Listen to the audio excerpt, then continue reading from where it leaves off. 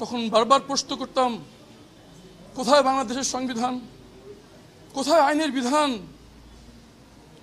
কোথায় আমাদের আইনজীবী বৃন্দ যাদের সাথে আমি একসঙ্গে কাজ করেছি বছরের বছর, কোথায় বিচারক বৃন্দ যাদের সাথে আমি মামলা পরিচালনা করেছি, কোথায় মানবাধিকার সংগঠনগুলো যাদের কাছে আমরা সবসময় বাংলাদেশের পরিস্থিতি নিয়ে উদ্বেগ প্রকাশ করতাম। গত 16টি বছর সংবিধানের ধারাগুলো একটি কাগজের উপর কালি ছোপ মাত্র ছিল, আর কিছুই অবশিষ্ট ছিল না। আজকে এই বিচারের প্রক্রিয়া শুরুর মাধ্যমে আমাদের আশা যে বাংলাদেশের সংবিধান শুধু একটি লেখা বা বই নয়, এর প্রয়োগ পরিপূর্ণভাবে আজকে থেকে আমরা দেখব। এবং ইনশাআল্লাহ এই বাংলার মাটিতে আমাদের সাথে যে জুলুম করা হয়েছে, আর কোনোদিন কোনো নাগরিককে যেন এই জুলুমের শিকার করতে না হয়, সেই নিশ্চিতকরণ আমরা দেখব ইনশাআল্লাহ। এবং আমরা সবাই একসঙ্গে কাজ করবো এই বিষয়ে। ধন্যবাদ সবাইকে। আসসালামু আলাইকুম। আমি 4.5 মাস ঘুমছিলাম।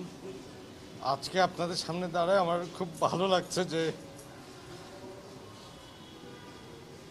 আমরা এই মাটিতে এই বিচারটা শুরু করতে পেরেছি। কারণ গুম হয়তো আমরা হয়েছি, কিন্তু আমাদের সাথে আমাদের পরিবার ধ্বংস হয়ে গেছে। আমাদের পরিবারের মনোভাব, তারা যেই অত্যাচারের ভিতর দিয়ে গেছে, মানসিক অত্যাচার, এটার থেকে তারা বের হয়ে উঠতে অনেক কষ্ট হচ্ছে।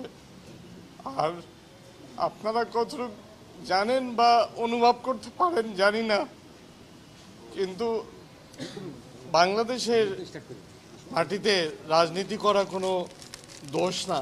আমরা রাজনীতি করেছি বলে আমাদেরকে আয়নাঘরে যেতে হয়েছে,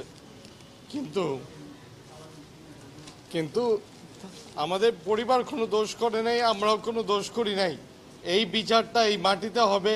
আর যারা আমাদের সাথে এই অত্যাচার করেছে, আমি আল্লাহর কাছে বিচার দিয়ে এসেছি।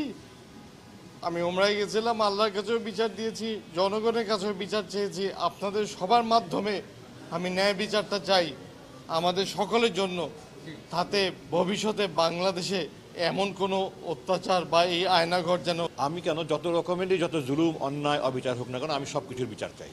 আজকে আমি এখানে এসেছি, অ্যাডভোকেট তাজুল যেটা বলেছেন চিফ প্রসিকিউটর, আমিও সেই সাথে বলতে চাই যে অন্যায় যেই করুক না কেন, কেউ আইনের ঊর্ধ্বে নয়, সকলকেই আইনের মুখোমুখি হতে হবে এবং অপরাধী বিচার পেতে হবে। এর কোনো বিকল্প নেই। Injustice anywhere is justice, threat to justice everywhere. সুতরাং আমি কোনো অবিচার চাই না, আমি তাদের উপরে কোনো জুলুম হোক সেটা চাই না, কিন্তু সুবিচার হোক, ন্যায় বিচার হোক সেটা চাই। আমি এই জন্য এখানে আজকে মামলা দায়ের করেছি। আমি প্রত্যাশায় রইলাম, আকাশায় রইলাম, এবং আমি নিশ্চিত দেশবাসী অপেক্ষায় আছে যে অপরাধীর সঠিক বিচার হোক। আমি আপনাদের সবাইকে ধন্যবাদ জানাই শেষ করছি। আসসালামু আলাইকুম। আমাদের আইনজীবীরা বলেছেন, আমার প্রধানমন্ত্রী, ওনার সামরিক উপদেষ্টা, ডিজিএফআই যারা ডিজি ছিলেন, সবার বিরুদ্ধেই আমি মামলা করেছি।